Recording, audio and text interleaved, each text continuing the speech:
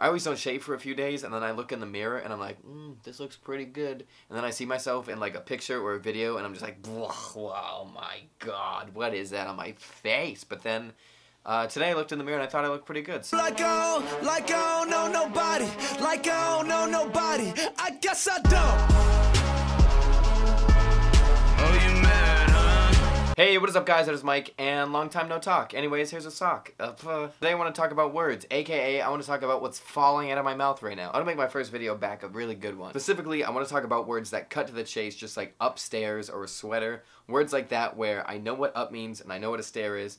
Put them together, and we're going upstairs. And I feel like before the word upstairs was invented, people would be like, oh, pardon me, I'm going to traverse sequentially through these step cubes. And someone was like, just say you're going up the step cubes. And then Merriam-Webster was like, guys, no, those are called stairs now. And then, so yeah, there's words like upstairs, there's other ones like outside, inside, headphones, movie. I feel like it's a really funny one because before that there were pictures and someone looked at this moving image and they were like, wow, that's like a picture, but it's all movie. So basically these are just words that are smushed together so it's easy to figure out.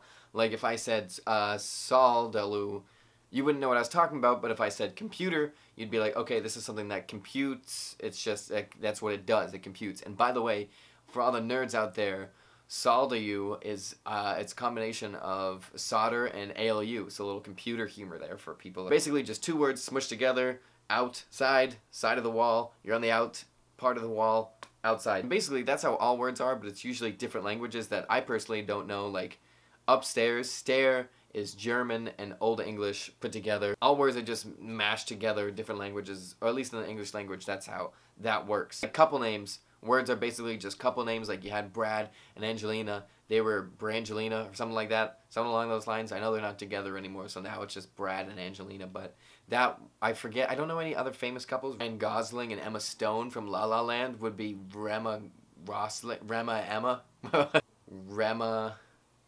Stoslin. But like a weird thing I like to do now is find a word where they're just like, okay, it was kind of said in Germany in the 17th century, we don't know the origin of it, it's just kind of happened. And my favorite word that happened to is the word noodle, and this is what I read on the internet. Late 18th century, from German, noodle, of unknown origin. So that means one day in the 1700s, some guy is just in his kitchen and he's like, noodle, noodle, noodle, noodle. And his wife is like, what? What are you saying? And he's like, nothing, nothing, forget it. And she's like, Gerald, we've been married 50 years. You gotta tell me what you're thinking. And he's like, I was thinking of calling my wheat logs noodles instead of wheat logs. And she's like, okay, I guess that's, I don't know why he talks normal and she talks like that, but then they got a divorce. It was a horrible breakup. She wanted to call it pasta, but I think the all-time greatest name given to anything has to be ping pong, because you know Jay Jaquez, the guy that trademarked the name ping pong, one day was just down in his basement with his friend. You know, they're ponging back and forth, and the guy's like, hey, what do you think of calling this? And Jay Jaquez is like, I think I'm gonna call it ping ping.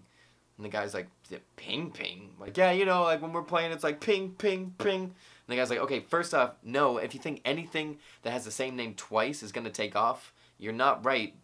Yo-yo, if you think that's going to get famous, you're wrong. Call it ping pong. And I guess that was a pretty good idea because now it's called ping pong. And you could tell that Jay Jaquez was mad at this because the guy that suggested that was his son. But it doesn't say Jay Jaquez, and whatever his name was patented this. It just says Jay Jaquez and son, because you know he was like, dude, that's a good one. The last part I kind of made up. I don't know if his son actually gave him the recommendation. And that's not even the best part. The best part was these guys were debating on calling it either ping pong or whiff waff. So that means these two guys in a basement were deciding on if they want to call this sport by what happens when you hit the ball or what happens when you miss the ball. And imagine naming a sport after the thing that you can do wrong in that sport. Like instead of calling it baseball, you call it like strikeout. Basketball is airball. Soccer is oops, touched it with my hands. Anyways, the best part of this is Jay Jaquez's son, after making that rhyme and saying you're wrong, you should call it ping pong, really wanted to get into rap after that. He was like, I love rhyming. So he ended up not using ping pong as his rap name,